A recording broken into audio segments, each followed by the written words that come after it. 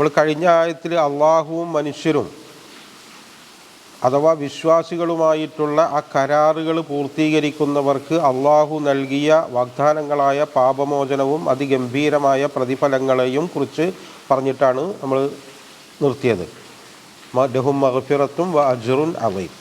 ഇനി അതിൻ്റെ ഓപ്പോസിറ്റ് സംഭവം പറയാം. വല്ലദീന കഫറു, നിശ്ചയമായും കാഫിരീങ്ങളായ ആളുകൾ, വ കദ്ദബു, അവർ കളവാക്കുകയും ബി ആയാത്തിന, നമ്മളുടെ ദൃഷ്ടാന്തങ്ങൾ. അത് ഏത് തെളിവ്? പ്രവാചകത്വം, ഖുർആൻ, വചനങ്ങൾ, പ്രകൃതി ദൃഷ്ടാന്തങ്ങൾ, അതൊക്കെ ഈ ആയാത്തുകളിൽ പെടുന്നതാണ്. ഉലായിക അസ്ഹാബുൽ ജഹീം, അത്തരക്കാർ നരകത്തിൻ്റെ ആളുകളാണെന്നാണ് പറയണം.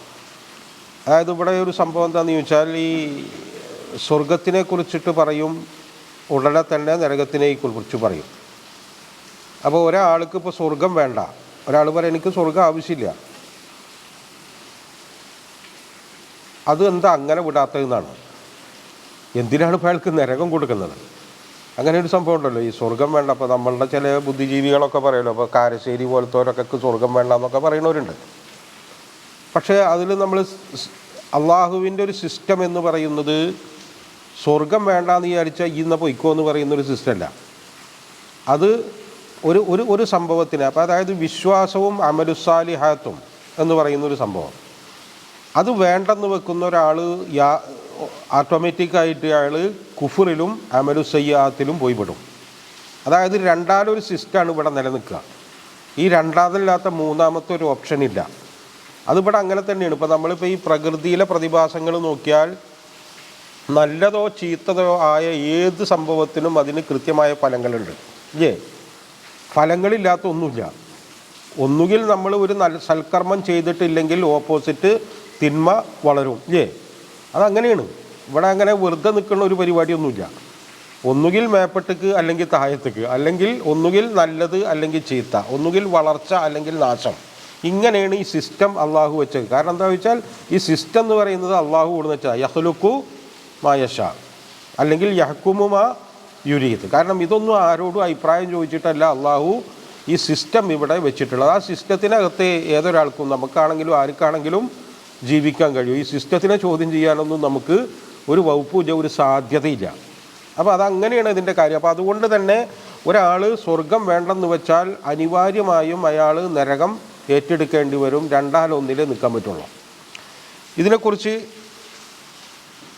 ഒരു സംഭവം ഇപ്പോൾ ഈ സൂറത്തുൽ മാഇദയിൽ നമുക്ക് സൂറത്തുൽ മാഇദയിൽ നമുക്ക് കാണാം, ഈ രണ്ടാലൊരു അവസ്ഥ ഉറപ്പാക്കാതെ ഈ ഭൂമിയിൽ നിന്ന് ഒരാൾക്ക് പോകാൻ പറ്റില്ല എന്നുള്ളതാണ്. വമാ കാന ലി നഫ്സിൻ അൻ തമൂത ഇല്ലാ ബി ഇദ്നില്ലാഹി കിതാബൻ മുഅജ്ജല എന്നാണ്. ഒരാൾക്ക് വമാ കാന ലി നഫ്സിൻ, ഒരു നഫ്സിനും പറ്റുകയില്ല അൻ തമൂത, മരിക്കാൻ ഇല്ലാ ബി ഇദ്നില്ലാ എന്നാണ്.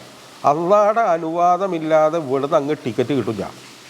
അത് നമ്മളുടെ ഒരു കാഴ്ചപ്പാട് എന്താ ചോദിച്ചാൽ പൊതുവെ മരണത്തോടു കൂടി ഏറെക്കുറെ അവസാനിക്കുന്ന സംഗതി. നമ്മൾ ആയത്തൊക്കെ ഓതിയിട്ട് ഒക്കെ പറയുമ്പോൾ നമ്മളങ്ങനെ പറയുമെങ്കിലും പൊതുവെ നമ്മളുടെ ഒരു ധാരണ ഈ മരണത്തോടു കൂടി അങ്ങോട്ട് അവസാനിക്കുന്നതാണ്. അല്ലെങ്കിൽ മനുഷ്യ സമൂഹത്തിൻ്റെ പൊതുവെ ഒരു ധാരണ അങ്ങനെയാണ്. പക്ഷെ അങ്ങനെയല്ല. ഈ മരണം എന്ന് പറയുന്നത് വാസ്തവത്തിൽ വേറെ ഒരു ഗംഭീരമായൊരു സംഭവത്തിലേക്കുള്ള ടിക്കറ്റാണ്. ആ ടിക്കറ്റ് കിട്ടണമെങ്കിൽ രണ്ടാലൊന്ന് ഇവിടുന്ന് ഉറപ്പാക്കണം. അതായത് നരകമോ സ്വർഗമോ ഇവിടെ നിന്ന് ഉറപ്പാക്കിയാലല്ലാതെ അങ്ങോട്ടുള്ള ടിക്കറ്റ് കൊടുക്കില്ല എന്നുള്ളതാണ്. അപ്പോൾ മരണത്തിന് കൃത്യമായ അനുമതിയുണ്ട്. ഇത് ശരിക്കും നമ്മൾ ഈ സ്വർഗം ആവശ്യമില്ല എന്നൊക്കെ പറയുന്ന ഒരു ശരിക്കും മനസ്സിലാക്കേണ്ട ഒരു കാര്യമാണ്. കാരണം രണ്ടാലൊരവസ്ഥയിലല്ലാതെ പരലോക ജീവിതമില്ല. പരലോക ജീവിതം ഒന്നുകിൽ സ്വർഗം അല്ലെങ്കിൽ നരകം, രണ്ടാലൊരവസ്ഥയിലേ നിൽക്കുള്ളൂ. അത് കൃത്യമായും ഉറപ്പാക്കേണ്ടത് ഈ ഭൂമിയിൽ നിന്നാണ്. അത് ഏതെങ്കിലും നിലക്ക് നമുക്കിപ്പോൾ അത് ഉറപ്പാക്കിയോ ഇല്ലയെന്നൊന്നും അറിയാൻ പറ്റില്ലെങ്കിലും അള്ളാഹുവിൻ്റെ അടുക്കൽ ഇത് ഉറപ്പായവർക്കല്ലാതെ മരിക്കാൻ അനുമതി കിട്ടില്ല എന്നുള്ളതാണ് അതിൻ്റെ സംഭവം. അതിപ്പോൾ നമ്മൾ ബാക്കിയുള്ള കാര്യങ്ങളിലൊക്കെ നമ്മൾ ഒന്ന് ഈ ഒരു കാഴ്ചപ്പാട് നമ്മൾ വെച്ചിട്ട് ഈ പ്രപഞ്ചത്തിലെ നമുക്കറിയാവുന്ന കാര്യങ്ങളൊക്കെ വെച്ച് നമ്മളൊന്ന് നിരീക്ഷിച്ചാൽ തന്നെ മനസ്സിലാവും ഏതെങ്കിലും ഒരു അവസ്ഥയിലേക്ക് ഏതൊരാളെ കൊണ്ടുപോകുള്ളൂ എന്ന്. അല്ലാതെ വേറൊരവസ്ഥ ഒരു നമ്മൾ നിഷ്പക്ഷം എന്നൊക്കെ പറയുന്ന ഒരു അവസ്ഥ വാസ്തവത്തിലില്ല. അങ്ങനെ ഒരു അവസ്ഥയില്ല. ഏതെങ്കിലും ഒരു അവസ്ഥയിലേക്ക് നമ്മളെ അർഹരാക്കിക്കൊണ്ട് തന്നെ ഇവിടെ എല്ലാവരെയും അള്ളാഹു വിടുകയുള്ളൂ എന്നുള്ളതാണ് അതിൻ്റെ ഒരു സംഭവം. ഇനി ഇവരോട് ഈ സഹാബത്തിനോട് പറയാണ്, യാ അയ്യുഹല്ലദീന ആമനു, ഹേ വിശ്വാസികളെ, ഉദ്കുറു എന്ന് പറഞ്ഞാൽ നിങ്ങൾ ഓർക്കണം. നിങ്ങളുടെ ജീവിതത്തിൽ ഉണ്ടായ ഈ നുബൂവത്തിൻ്റെ അവിടുന്ന് പേറെക്കുറെ ഹുദൈബിയ സന്ധി ആ പരിസരങ്ങളിലാണ് ഇപ്പോൾ ഈ വർത്തമാനം നടക്കുന്നത്. അതുവരെ നിങ്ങളുണ്ടായ സംഭവങ്ങളെ നിങ്ങൾ ഓർക്കുക. ഇവിടെ നിഅമത്ത് എന്ന് പറയുമ്പോൾ ഉപയോഗിച്ച താ നോക്കണം. സാധാരണഗതിയിൽ കൂടുതലും നിഅമത്ത് എന്ന് ഉപയോഗിക്കുമ്പോൾ മറ്റേ തായ ഉപയോഗിക്കാം അല്ലേ. ഇവിടെ താ എന്ന് പറഞ്ഞാൽ ഇവിടെ വേറെ തായ കൂടുതൽ അങ്ങനെ ചിലയിടത്തൊക്കെ അങ്ങനെയുണ്ട്. നിഅമത്തിന് ഈ തായിട്ടിട്ട് എഴുതും. ഈ തായിട്ടിട്ട് എഴുതുമ്പോൾ എന്താ വെച്ചാൽ സവിശേഷമായ ഒരു അനുഗ്രഹം, അതായത് എല്ലാവർക്കും കിട്ടുന്ന വായു വെള്ളം വെളിച്ചം പോലുള്ള സംഭവമല്ല ഈ നിഅമത്ത് മുസ്ലിമീങ്ങൾക്കായിട്ട് അള്ളാഹുവിൻ്റെ വിശ്വസിച്ചവർക്ക് കിട്ടുന്ന നിഅമത്താണ്. അത് അതിനെക്കുറിച്ച് നിങ്ങൾ ഓർക്കണം. ഇത് ഹമ്മ കൗമുൻ, ഒരു കൗമ് നിങ്ങൾക്കെതിരെ തുനിഞ്ഞപ്പോൾ, ഇത് ഏത് സംഭവമാണെന്നും ഖുർആനി പറയുന്നില്ല. ഐ യബ്സുത്തു അവർ നിവർത്താൻ അല്ലെങ്കിൽ ഉയർത്താൻ. ഈ ബസത്ത എന്ന് പറയുന്ന വാക്കാണിത്. ഇപ്പോൾ ഖുർആനിൽ നിങ്ങൾക്ക് ഈ വാക്ക് കാണാം, വസാദഹു ബസ്തത്തം ഫിൽ ഇൽമി വൽ ജസദ്.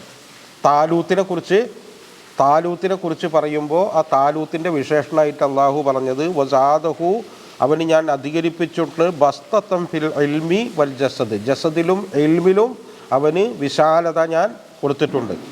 അതായത് ബസത്ത യദഹു എന്ന് പറഞ്ഞാൽ ഒരാളുടെ കൈ, അയാൾ ഉദാരനായി എന്നുള്ള അർത്ഥത്തിനാണ് അറബിൽ പറയാം. ബസത്ത ഇലൈഹി യദഹു എന്ന് പറഞ്ഞാൽ ഒരാൾക്ക് നേരെ കൈ ഉയർത്തി. ബസത്ത ഫിൽ ഇൽമിൽ ധാരാളം അറിവ് നൽകി. ബസത്ത ഫിൽ റിസ്ഖി എന്ന് പറഞ്ഞാൽ വിഭവ സമൃദ്ധി നൽകി. അതായത് ഈ ബസത്ത എന്ന് പറയുന്നത് ഇങ്ങനെ ഉയർത്തുക, നിവർത്തുക, അതാണ് ഇവിടെ ആ ഉദ്ദേശം. അത് പറയണം, നിങ്ങൾക്ക് ലഇം ബസത്ത, നിങ്ങൾക്ക് നേരെ ഉയർത്തിയപ്പോൾ, ഐ യബ്സുത്തു ഇലൈക്കും, നിങ്ങളിലേക്ക് കൈ ഉയർത്തിയപ്പോൾ, ഐദിയഹും അവരുടെ കൈ, ഫകഫ ഐദിയഹും അൻകും, അവരുടെ കൈ, കഫ് എന്ന് പറഞ്ഞാൽ ചുരുട്ടി വെക്കുക, കഫ് എന്ന് പറഞ്ഞാൽ ഈ മുൻകൈയിനാണ് പറയാം. ഫകഫ ഐദിയഹും അൻകും, നിങ്ങളിൽ നിന്ന് അവരുടെ കൈകളെ അള്ളാഹു ചുരുട്ടി വെപ്പിച്ചു. ഇത് ഏത് സംഭവം എന്ന് ചോദിച്ചപ്പോൾ ഇത് ഈ റസൂലിൻ്റെയും സഹാബാക്കളുടെയും ചരിത്രത്തിൽ ഇത് എവിടെയും കാണാം. ഇപ്പോൾ ഈ നുബൂവത്തിന് ശേഷം റസൂലിനെ ആക്രമിക്കുകയോ കൊല്ലുകയൊക്കെ ചെയ്യാനാണിച്ചെങ്കിൽ അതിന് ധാരാളം ഇഷ്ടംപോലെ സാധ്യതകൾ ഉണ്ടായിരുന്നു.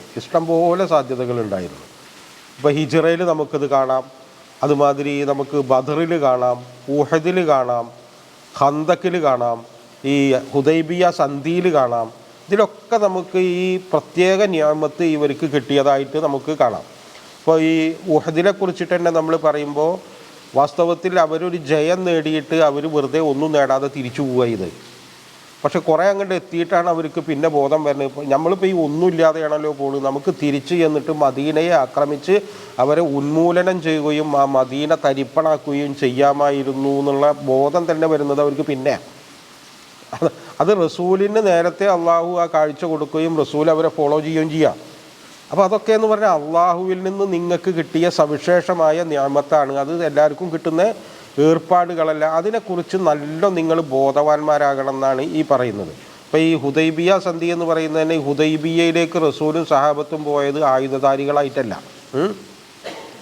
അവർ ആയുധധാരികളായിട്ടല്ല ചെല്ലണം, അവർ ഉംറ ചെയ്യാനായിട്ടാണ് ചെല്ലണം. അവർ സാധാരണ ധരിക്കുന്ന വാള്, അങ്ങനെ ഒരു സംഭവമേ ഉണ്ടാവുള്ളൂ. പക്ഷേ ഈ ഖുറൈശികൾ വിചാരിച്ച എന്താണെന്ന് ചോദിച്ചാൽ, ഇവരെ ഈ ഹുദൈബിയയിൽ ഉപരോധിക്കുകയും ഉപരോധമെങ്ങാനും അവർ ലംഘിച്ചാൽ അവരെ ആക്രമിക്കുകയും ചെയ്യുക എന്നുള്ളതാണ്. അങ്ങനത്തെ ആ കാഴ്ചപ്പാടൊക്കെ, ആ പ്ലാനൊക്കെ തെറ്റിച്ചിട്ട് ഈ റസൂലും സഹാബത്തും തന്നെ അവിടെ വെച്ചിട്ടൊരു കരാറെടുക്കുന്നുണ്ട്. എന്ത് വന്നാലും ഞങ്ങൾ ഈ റസൂലിൻ്റെ കൂടെ നിൽക്കുന്നു, മരണം വരെ യുദ്ധം. അതിനാണ് നമ്മൾ ബൈഅത്തുർ റിദ്വാൻ എന്ന് പറയാം. ബൈഅത്തുർ റിദ്വാൻ ആ സംഭവമൊക്കെ അവിടെ നടക്കുന്നുണ്ട്. പക്ഷേ അങ്ങനൊന്നും സംഭവിച്ചില്ല, അത് കരാറിൽ അവസാനിക്കുക ചെയ്തത്. അതൊക്കെ പ്രത്യേകമായ നിഅമത്തുകളാണ്. അങ്ങനെ കണക്കൂട്ടിയിട്ടുണ്ടെങ്കിൽ കുറേ നിങ്ങൾക്ക്, അതുകൊണ്ടാണ് ഒരു നിഅമത്തിനെ മാത്രം എടുത്തു പറയാതെ കോമൺ ആയിട്ട് പറയുന്നത്. അങ്ങനെ നമ്മൾ കണക്കൂട്ടി നോക്കിയിട്ടുണ്ടെങ്കിൽ റസൂലിൻ്റെ ഈ ജീവിതത്തിൽ മുഴുവൻ ആ സംഭവമുണ്ട്. അപ്പോൾ പിന്നെ റസൂലിനെയും സഹാബത്തിനെയും ബഹിഷ്കരിക്കുക എന്ന് പറയുന്ന ഒരു കരാറൻ എഴുതിയിട്ട് കഅബയിൽ കെട്ടിത്തൂക്കിയിട്ടുണ്ടായിരുന്നു. ആ കെട്ടിത്തൂക്കിയ കരാറ് അങ്ങനെ ചെതല് പിടിച്ച് പോവുകയുണ്ടായത്. അങ്ങനെയാണ് ആ കരാറ് ഇല്ലാണ്ടായത്. അപ്പോൾ അതൊക്കെ എന്ന് പറഞ്ഞാൽ ഓരോ തരം നിഅമത്തുകൾ നമ്മളിങ്ങനെ എടുത്തു നോക്കിയാൽ നിങ്ങൾക്ക് ഇഷ്ടം പോലെ കിട്ടിയിട്ടുണ്ടാവും. അതുകൊണ്ട് എന്താ ചോദിച്ചാൽ വത്തഖുല്ലാ എന്നാണ്. അതുകൊണ്ട് നിങ്ങൾ അള്ളാഹുവിനോട് തഖ്വയുള്ളവരാവണം എന്ന് പറഞ്ഞാൽ അള്ളാഹു നിങ്ങളോട് എന്തൊക്കെയാണോ കൽപ്പിച്ച് അത് മുഴുവൻ ചെയ്യണം എന്നാണ്. അത് നേരത്തെ നമ്മൾ പറയുന്നുണ്ട്. അത് ഉദുണ്ട്, കുളിയുണ്ട്, തയമ്മുണ്ട്, തീറ്റയുടെ കാര്യത്തിലുണ്ട്, വിവാഹത്തിൻ്റെ കാര്യത്തിലുണ്ട്. ഇത് ഒക്കെ അതായത് നമ്മൾ ഇബാദത്ത് അല്ലെങ്കിൽ വ്യവഹാരികം എന്ന് വ്യത്യാസമില്ലാതെ സർവ്വകാര്യങ്ങളിലും അള്ളാഹുവിനെ കൃത്യമായി അനുസരിക്കുന്നതിനാണ് നമ്മൾ തഖ്വ എന്ന് ഇവിടെ പറയേണ്ടത്. അതായത് കാര്യങ്ങളൊക്കെ അള്ളാഹ് നിയന്ത്രിച്ചോളും, നിങ്ങളെന്താ ചെയ്യേണ്ടത് ചോദിച്ചാൽ ഇത്തഖുല്ലാ എന്ന് പറയുന്നതാണ്. അതുകൊണ്ടാണ് പിന്നീട് വഅലല്ലാഹി ഫൽയതവക്കലിൽ മുഅ്മിനൂൻ എന്ന് പറയുന്നത്. അതായത് മുഅ്മിനീങ്ങൾ നമ്മൾ ഭരമേൽപ്പിക്കുക എന്ന് പറയുമ്പോൾ ഒരു ഒറ്റ കാഴ്ചയല്ല. തവക്കുൽ എന്ന് പറഞ്ഞ് നമ്മൾ ട്രസ്റ്റ്, നമ്മളുടെ വിശ്വാസം അർപ്പിക്കേണ്ടത് അള്ളാഹുവിലാണ്, പ്രതീക്ഷ അർപ്പിക്കേണ്ടത് അള്ളാഹുവിലാണ്, കാര്യങ്ങൾ ഏൽപ്പിക്കേണ്ടത് കാര്യകാരണങ്ങളിലല്ല അള്ളാഹുവിലാണ്. അപ്പോൾ തവക്കുൽ എന്ന് പറയുമ്പോൾ അങ്ങനത്തെ കാഴ്ചകളൊക്കെ മുൻനിർത്തിയിട്ടാണ്. നിങ്ങൾക്ക് ഓരോ സഹായവും അള്ളാഹുവിൻ്റെ ഭാഗത്തുനിന്ന് നിഅമത്തുകളൊക്കെ കിട്ടിയപ്പോൾ അത് സാഹചര്യം അങ്ങനെ വന്നതുകൊണ്ട് യാദൃശ്ചികമായി അങ്ങനെ ആയി എന്നുള്ളതല്ല മുസ്ലിമീങ്ങൾ വിചാരിക്കേണ്ടത്. അത് അള്ളാഹുവിൻ്റെ ഭാഗത്ത് കൃത്യമായ പ്ലാനോട് കൂടിയാണ്. അല്ലാതെ ഇവിടെ എന്ന് പറഞ്ഞാൽ യാദൃശ്ചികമായിട്ടൊരു പരിപാടിയും സംഭവിക്കലില്ല. ഒക്കെ പ്ലാനഡാണ്. അപ്പോൾ ആ പ്ലാനിൻ്റെ ഭാഗമായിട്ടാണ് ഇത് കിട്ടിയതെന്നുള്ളത് ശരിക്കും മുസ്ലിമീങ്ങൾ ഇത് നമ്മൾ ഒരറിവ് എന്നുള്ള നിലക്കല്ല. ഇതൊക്കെ അള്ളാഹു പറയുമ്പോൾ എന്താ വെച്ചാൽ ഇത് ജീവിതത്തിൽ ഇങ്ങനെ കൃത്യമായ ബോധമാവണം. ഇത് നമ്മൾ എ ടു സെഡ് കാര്യങ്ങളിൽ ഇത് നമ്മൾ ഇംപ്ലിമെൻറ്റ് ചെയ്യുമ്പോൾ മാത്രമേ അത് ശീലമായി മാറുള്ളൂ. അല്ലെങ്കിൽ ശീലമായി മാറില്ല, അല്ലെങ്കിൽ അതൊരു അറിവായിട്ട് മോറും മുതലും പോലെ വേറിട്ട് നിൽക്കും. കാര്യങ്ങൾ വരുമ്പോൾ നമ്മൾ തവക്കുലില്ലാതെയാവും, പറയുമ്പോൾ നമ്മളുടെ കയ്യിൽ തവക്കൽ ഉണ്ടാവുകയും ചെയ്യും. അതാണ് ഇവരെ ശരിക്ക് പഠിപ്പിക്കുകയാണ് അങ്ങനെ ആവണമെന്ന്. അങ്ങനെ ആയാലേ നിങ്ങൾക്ക് അള്ളാഹ് എന്താണോ ലക്ഷ്യം വെച്ചത്, ഏത് സമൂഹത്തിന് കാട്ടിക്കൊടുക്കാനാണോ നിങ്ങളെ ലക്ഷ്യം വെക്കുന്നത്, ഈ സ്വഭാവം ഉണ്ടായാൽ മാത്രമേ ഇത് നടക്കുള്ളൂ എന്നാണ് അള്ളാഹ് പറയുന്നത്.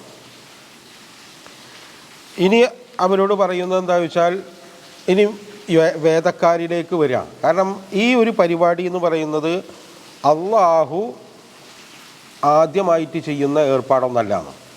എവിടൊക്കെ ഏതൊക്കെ കാലത്ത് പ്രവാചകന്മാർ അള്ളാഹു തആല നിയോഗിച്ചിട്ടുണ്ടോ ആ പ്രവാചകന്മാരുടെ ഒക്കെ ഡ്യൂട്ടി ഈ പരിപാടി തന്നെയായിരുന്നു. ഇത് നിങ്ങളെ ആദ്യമായിട്ട് ഏൽപ്പിക്കുന്ന ഏർപ്പാടൊന്നല്ല. അപ്പോൾ അതിൻ്റെ ഉദാഹരണമായിട്ട് തൊട്ട് മുമ്പെയുള്ള സമൂഹത്തിലേക്ക് ശ്രദ്ധ കൊടുക്കുകയാണ്. അതായത് ബനു ഇസ്രായേലിൻ്റെ വലക്കത് അഹദല്ലാഹു, നിശ്ചയമായും അള്ളാഹു സ്വീകരിച്ചിട്ടുണ്ട്, മീസാക്ക ബനി ഇസ്രായേൽ, ബനു ഇസ്രായേലിൽ നിന്നുള്ള ഈ കരാറ് നിങ്ങളുമായിട്ട് ഇപ്പം എങ്ങനെയാണ് റസൂൽ മുഖേന അള്ളാഹു കരാറ് വെക്കുന്നു, ഇതേപോലെ ബനു ഇസ്രായേല്യരുമായും അള്ളാഹു ഈ കരാറിൽ ഏർപ്പെട്ടിട്ടുണ്ട്. അത് തന്നെയുമല്ല വബഅസ്ന മിൻഹു മുസ്നി അശറ നഖീബ, 12 നഖീബുമാർ. നഖബ എന്ന് പറഞ്ഞാൽ അത് ഇങ്ങനെ തുളച്ചു എന്നുള്ളതൊക്കെയാണ്. ഖുർആനിൽ നമുക്ക് കുറിച്ച് ചില ആയത്തുകൾ കാണാം. വകം അഹ്ലക്ന ഖബ്ലഹും മിൻ ഖർനിൻ ഹും അശദ്ദു മിൻഹും ബത്ഷൻ ഫനഖബു. അല്ല, എത്രയെത്ര സമൂഹങ്ങളെയാണ് നിങ്ങൾക്ക് മുമ്പ് ഞാൻ നശിപ്പിച്ചത്. ഹും അശദ്ദു മിൻഹും, അവർ നിങ്ങളെക്കാൾ കടുപ്പക്കാരായിരുന്നു. ബത്ഷൻ, നല്ല കടുപ്പത്തിൽ പിടിക്കുന്നവരായിരുന്നു. ഫനഖബു എന്ന് പറഞ്ഞാൽ അവരാകെ പരതി നോക്കിയെന്നാണ്. അല്ല, അതായത് പരതുക, അതാണ് ഈ നഖീബ്. അതിൽ നിന്നാണ് ഈ നഖീബ് ഉണ്ടാകുന്നത്. ഇനി സൂറത്തുൽ കഹ്ഫിൽ കാണാം, ഫമസ്തഉ അൻ യദ്ഹറുഹു വമസ്തതഉ ലഹു നഖബ. കണ്ട, അതിനെ ചുഴഞ്ഞ മതിലിനെ തുരന്നിട്ട് അങ്ങോട്ട് അവർക്ക് പോകാൻ പറ്റില്ല എന്ന്. അതാണ്. അപ്പോൾ ഇവിടെ നഖബ് എന്ന് പറയുമ്പോൾ നഖീബ് എന്ന് പറയുമ്പോൾ ആ സംഭവത്തിൽ. അപ്പോൾ അതിൻ്റെ ഒരു കാഴ്ച എന്താണെന്ന് ചോദിച്ചാൽ ഈ സമൂഹത്തിലെ 12 യാക്കൂബ് നബി അലൈഹിസ്സലാമിൻ്റെ 12 മക്കളാകുന്ന ഈ 12 ഗോത്രങ്ങൾക്കും ആരോ ഗോത്രത്തിൽ നിന്നും അവരെ കൃത്യമായി നിരീക്ഷിച്ച് മേൽനോട്ടം നോക്കാൻ വേണ്ടി നഖീബുമാരെ നിയമിച്ചിട്ടുണ്ടായിരുന്നു. അതായത് എല്ലാ സമൂഹത്തിലും ഈ പരിപാടി അള്ളാഹു ചെയ്തിട്ടുണ്ട്. നമ്മൾ ബൈബിളിലൊക്കെ നോക്കുമ്പോൾ അതിൽ നമ്മൾ സംഖ്യാപുസ്തകത്തിൽ ആ വിഷയം പറയുന്നുണ്ട്. പക്ഷേ അതിൽ നമുക്ക് നോക്കുമ്പോൾ ഇങ്ങനെ ദീനിയായ ഒരു മേൽനോട്ടത്തിന് നിയമിച്ചതായിട്ടല്ല നമുക്ക് തോന്നുക. അതൊരു സൈനിക മേൽനോട്ടം എന്ന് പോലെയാണ് നമുക്ക് ബൈബിളിൽ നിന്ന് തോന്നുക. പക്ഷെ ഖുർആൻ പറയുന്നത് ആ സൈനികമായിട്ടുള്ള ഏർപ്പാടല്ല. ഒന്നാമത്തത് അന്ന് ആ കാലത്ത് ഏത് പ്രവാചകന്മാരുടെ കീഴിലാണ് ഇതുണ്ടാകുന്നത്. ആ കാലത്തൊന്നും ഈ ദീനും ദുന്യാവും വേറാക്കിയിട്ടുള്ള ഏർപ്പാടൊന്നും ഇല്ല. നേതാവ് എന്ന് പറഞ്ഞാൽ ഒക്കത്തിൻ്റെ നേതാവ് ആ നേതാവ് തന്നെ. വഖാലല്ലാഹു ഇന്നി മഅക്കും, അങ്ങനെ അവരുമായിട്ട് ഈ കരാറിൽ ഏർപ്പെട്ടപ്പോൾ അള്ളാഹു പറഞ്ഞിട്ടുണ്ടായിരുന്നു ഇന്നി മഅക്കും, ഞാൻ നിങ്ങളോട് ഒപ്പമുണ്ട്. പക്ഷേ എപ്പോൾ അതിനൊരു കണ്ടീഷൻ ഉണ്ട്. ഇൻ അഖംതുമുസ്സലാത്ത, നിങ്ങൾ സ്വലാത്തിനെ നിലനിർത്തിയാൽ എന്ന് പറയുമ്പോൾ നമ്മൾ മനസ്സിലാക്കേണ്ടത് വെറും നമ്മൾ ഈ പറയുന്ന നമസ്കാരമല്ല, ഇബാദത്ത് സംബന്ധമായ സർവ്വസംഭവം. അപ്പോൾ നേരത്തെ പറഞ്ഞല്ലോ, ഇബാദത്തിൻ്റെ ഭാഗമായിട്ട് കുളി, വുദു, തയമ്മം, ഈ പരിപാടികളൊക്കെ, ഇതൊക്കെ ഈ സ്വലാത്ത് നിലനിർത്തുന്നതിൻ്റെ ഭാഗമാണ്. അതായത് രണ്ട് സംഭവങ്ങളിൽ മൊത്തം കാര്യങ്ങൾ ഒതുക്കുകയാണ്. ഇങ്ങനെ പറയുമ്പോൾ അങ്ങനെയാണ്. അതായത് ഇബാദത്ത് പരമായ സംഭവങ്ങളൊക്കെ സ്വലാത്ത് എന്ന് പറയുന്ന ആ സംഭവത്തിൽ ഒതുക്കും. വ്യാവഹാരികമായ മറ്റു കാര്യങ്ങളുണ്ട്. ഇപ്പോൾ നേരത്തെ പറഞ്ഞ തീറ്റുണ്ട്, വിവാഹമുണ്ട്, അറവുണ്ട്, അങ്ങനത്തെ കുറേ കാര്യങ്ങളുണ്ടല്ലോ. തീറ്റയുമായി സംബന്ധമായ കാര്യങ്ങൾ, അത് ആത്തൈത്തുമുസ്സക്ക, അതായത് ആളുകൾക്ക് പൈസ കൊടുക്കൽ, ഇതൊക്കെ ഈ സക്കാത്തിലോ രണ്ട് സംഭവത്തിൽ മൊത്തം കാര്യങ്ങളെ ഒതുക്കിയിട്ടാണ്. കാരണം ഇസ്ലാമിൻ്റെ ഒരു വിഷയം എന്താണെന്ന് ചോദിച്ചാൽ, ഇബാദത്ത് സംബന്ധമായിട്ട് മറ്റത് വ്യവഹാരികം അങ്ങനെ രണ്ട് പരിപാടി ഇല്ല, ഒക്കെ ഒന്ന് തന്നെ. ഇത് രണ്ടിലും ഒരേ നിലപാടുണ്ടെങ്കിലേ മുസ്ലിം ആവുള്ളൂ. രണ്ടിലും ഒരേ നിലപാട്, അത് അത്ര മതി, ഇത് വേറെ അത് വേറെ എന്നാണെങ്കിൽ അത് ഇസ്ലാമിൻ്റെ പരിപാടിയേ അല്ല. അപ്പോൾ ഇത് രണ്ടും അങ്ങനെ ഒതുക്കിയിട്ടുള്ള പറച്ചിലാണ്. അതുമാത്രമല്ല, ആമന്തും ബിറുസുലി, എൻ്റെ പ്രവാചകന്മാർ, ഓരോ പ്രവാചകന്മാർക്ക് ശേഷം വരുന്ന പ്രവാചകന്മാരെക്കുറിച്ച് മുൻ പ്രവാചകന്മാർ അവർക്ക് സൂചനകൾ നൽകിയിട്ടുണ്ടായിരിക്കും. അതനുസരിച്ച് ആ പ്രവാചകന്മാരിൽ ഒക്കെ വിശ്വസിക്കണം. എവിടെയെങ്കിലും ഇത് വെച്ചിട്ട് മുറിച്ച് കളയാൻ പറ്റില്ല.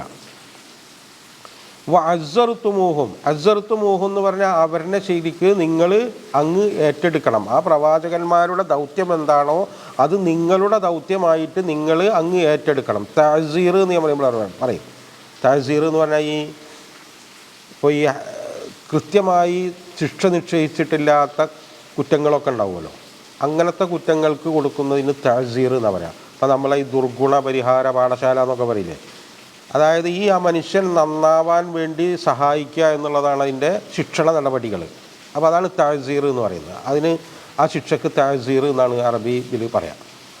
അത് സംഭവം ഇത് തന്നെയാണ്. അസ്സർത്തുമൂഹും, ആ പ്രവാചകന്മാരുടെ ദൗത്യം സ്വന്തം ദൗത്യമായി ഏറ്റെടുത്ത് അവരെ അസിസ്റ്റ് ചെയ്യണം എന്നാണ്.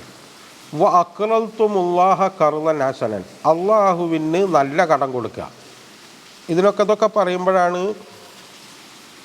ഈ യഹൂദന്മാർ റസൂലിനെ കളിയാക്കൊക്കെ ചെയ്ത് യദുല്ലാഹി മഗ്ലൂലത്തും, അള്ളാഹുവിൻ്റെ കൈ കൂട്ടപ്പെട്ടതാണ് എന്നൊക്കെ പറഞ്ഞിട്ട്. ഇത് വാസ്തവത്തിൽ ഈ കടം എന്നുള്ള വാക്കിന് ദൈന് എന്നാണ് പറയാം, കർള് എന്നല്ല.